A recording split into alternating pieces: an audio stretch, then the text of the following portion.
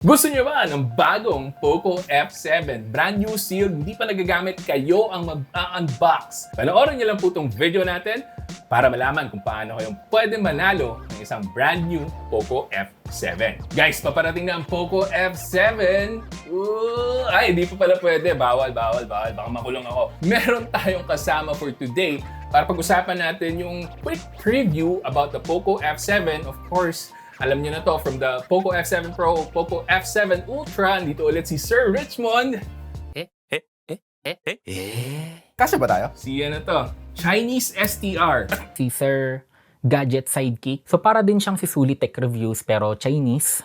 Sabi na nung kaibigan natin si JFG. Anyway, ano bang aasahan natin with the Poco F7, Sir Richmond? Yung processor niya, flagship level, kuno. Flagship.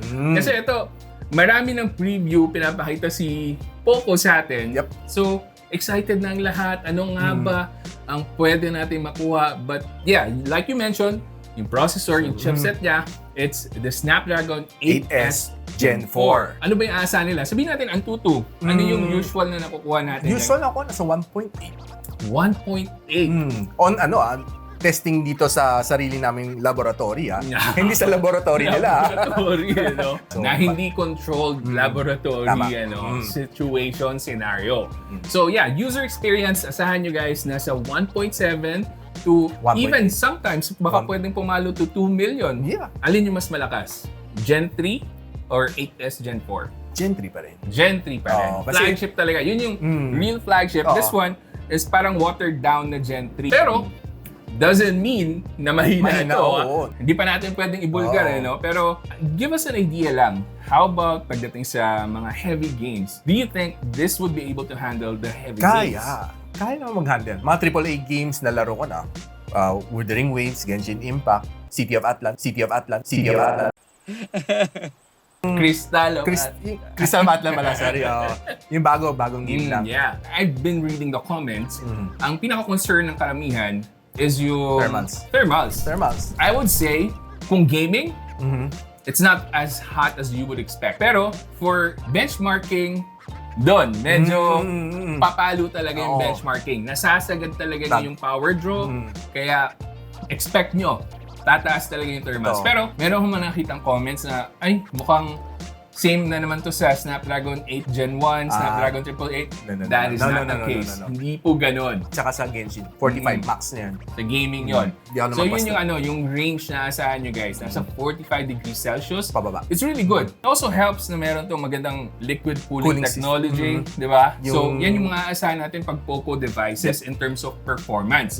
Another thing na dapat nilang i-expect dito, how about yung display? Is it still flagship level quality? Okay naman siya. I think AMOLED display, 6.8?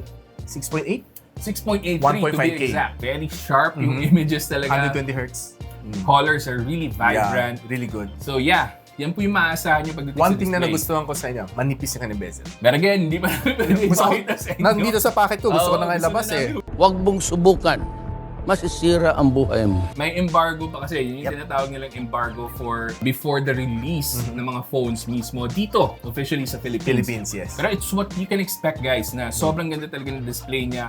Again, it's the typical things that we expect from the Poco F series pagdating sa AMOLED display. Pero susunod, how about the camera capability? Yun. Ito yung gusto ko itanong sa'yo kasi mukhang marami ka ng photo samples Marami. and video samples as well, sir. So, kumusta so far? Outdoor, wala kang problema. Sharp siya. No? Sa indoor, sa IMX882, expect mo naman na makakuha siya ng magandang photos. Sa front-facing camera naman, okay lang. Okay lang. Video recording, sir. Not Kumusta? bad. Very smooth, stable? Smooth pareho, front and back. Since hindi pa namin pwede masabi yung specifics, just to give you an idea, yung rear camera niya, 4K. Of course, highest resolution, hanggang 60 FPS 60. pwede asahan nyo. Sa selfie camera, medyo mas mababa 1080, yung 60. resolution. So yeah, yan po ang kailangan yung pag-isipan kung sakaling malaking bagay rin sa inyo yung camera capabilities ng isang phone. But again, this is more of a gaming phone. Tapos bonus na lang yung cameras niya. Yes. Ako naman, maganda rin yung quality ng photos na nakukuha ko.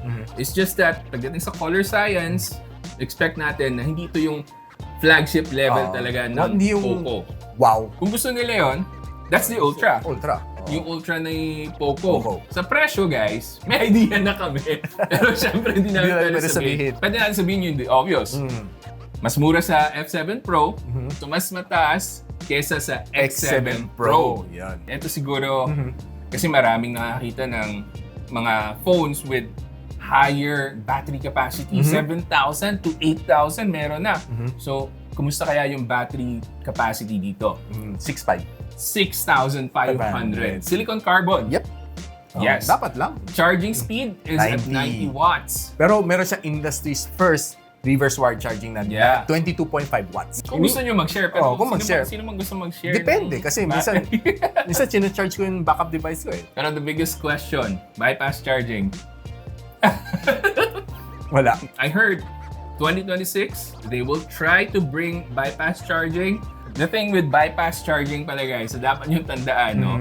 While it does eliminate the heat sa battery nyo, yung chipsets nyo, syempre iinit pa rin yan. Oh, Yung tama. motherboard and the other parts as well na gumagana habang nagigaming kayo. So, huwag kayong papakampante na sasagarin nyo ng todo talaga. Yun lang yung very quick na preview natin for the Poco F7. Abangan nyo guys, kasi alam nyo na to dapat, no? Mamimigay kami ng tigi-isa na Poco F7 brand new, sealed, hindi pa nagagamit. Para sa inyo yan. Very simple lang guys. Comment nyo lang dyan sa comment section kung ano yung inaasahan nyo na magandang feature ng Poco F7 and abangan nyo yung live stream namin ng Poco F7.